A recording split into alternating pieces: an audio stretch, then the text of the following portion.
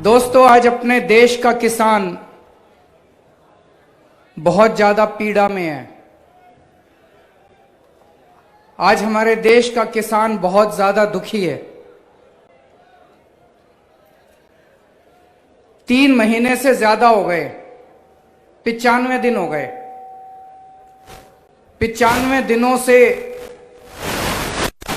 कड़कती ठंड में,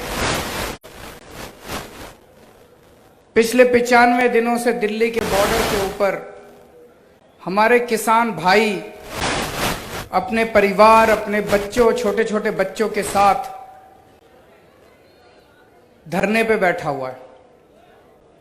किसी को मजा नहीं आता ऐसे धरना करने में, किसी को मजा नहीं आता इतनी ठंड के अंदर अपने शरीर को गलाने में।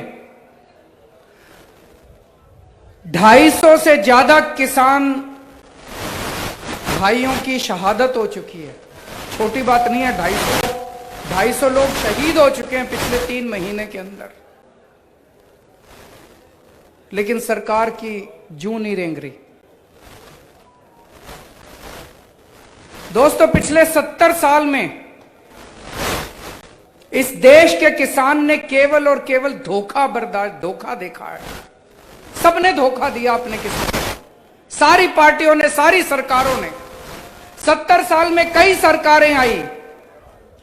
70 साल में इस देश के लोगों ने लगभग हर पार्टी को सरकार बनाने का मौका दिया, लेकिन सभी पार्टियों की सरकारों ने धोखा दिया किसानों को। किसान कहता है, किसान क्या मांग रहा है पिछले 70 साल से? वो कहता है जी मेरी फसल का सही दाम दे दो। यही तो मांग रहा है भाई साहब, मेरी फसल का सही दाम दे दो। 70 साल हो गए मांगते मांगते। और सारी पार्टियों के घोषणा पत्र उठा के देख लो, 70 साल में इतने चुनाव हो लिए, राष्ट्रीय स्तर पे हो लिए, राज्य स्तर पे हो लिए। हर पार्टी के घोषणा पत्र में लिखा होगा हमारी सरकार बना दो, हम तुमको सही दाम देंगे। सारी पार्टियां कहती है, चुनाव के पहले सारी पार्टियां कहती है जी हम आपको फसलों के सही दाम देंगे। एक पार्टी की सरकार ने आज तक नहीं दिया। अगर आज फसलों के सही दाम मिल जाते, हमारा देश का किसान आत्महत्या नहीं करता, हमारे देश के किसान को लोन नहीं लेना पड़ता। आज हमारे देश का किसान कहता है हमारा लोन माफ कर दो। सारी पार्टियां चुनाव के पहले कहती है हमको वोट दे दो, हम तुम्हारा लोन माफ कर देंगे। हर पार्टी चुनाव के पहले कहती है, और किसी पार्टी ने नहीं करा। जीतने के बाद कहते हैं पैसा नहीं है, जीतने के बाद कहते हैं पैसा नहीं है। पिछले 25 साल में 3.5 लाख किसान आत्महत्या कर चुके हैं। ये कोई छोटी बात नहीं है, 3.5 लाख किसान आत्महत्या कर चुके हैं। हर चुनाव के पहले पार्टियां कहती हैं तुम्हारे बच्चों को नौकरियां देंगे। किसी पार्टी ने नौकरी नहीं दी, किसी सरकार ने नौकरी नहीं दी। तो मैं सोच रहा था, अब ये किसान जो है बॉर्डर के ऊपर बैठे हुए हैं, बॉर्डर के ऊपर क्यों बैठे हैं? इतनी ठंड क्यों बर्दाश्त कर रहे हैं? अपना शरीर क्यों गला रहे हैं? अपनी शहादत क्यों दे रहे हैं? जिंदगी क्यों दे रहे हैं?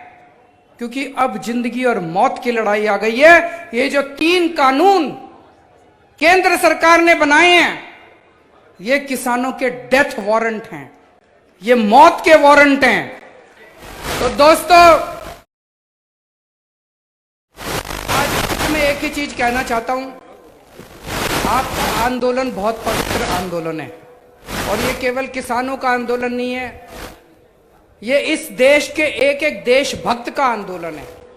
जो भी भारत से प्यार करता है वो इस आंदोलन के खिलाफ हो ही नहीं सकता। इतना पवित्र आंदोलन है, इतने अच्छे तरीके से चलाया जा रहा है, कोई हिंसा नहीं किसी तरह की, और इतने प्यार और मोहब्बत से सारे धर्म के लोग, सारी जाति के लोग, ऊंचा आदमी, नीचा आदमी, हर आदमी इसमें शामिल है। आपके आंदोलन में मैं कोई एहसान कर रहा, मेरा फर्ज बनता है, हर देशभक्त का फर्ज बनता है। और आज मैं ये कहने के लिए आया हूं कि आपका बेटा, आपका छोटा भाई पूरे तन मन धन से आपके इस आंदोलन में शामिल है और मैं उम्मीद करता हूं कि ये सरकार को अंत पंद में किसानों के सामने झुकना पड़ेगा।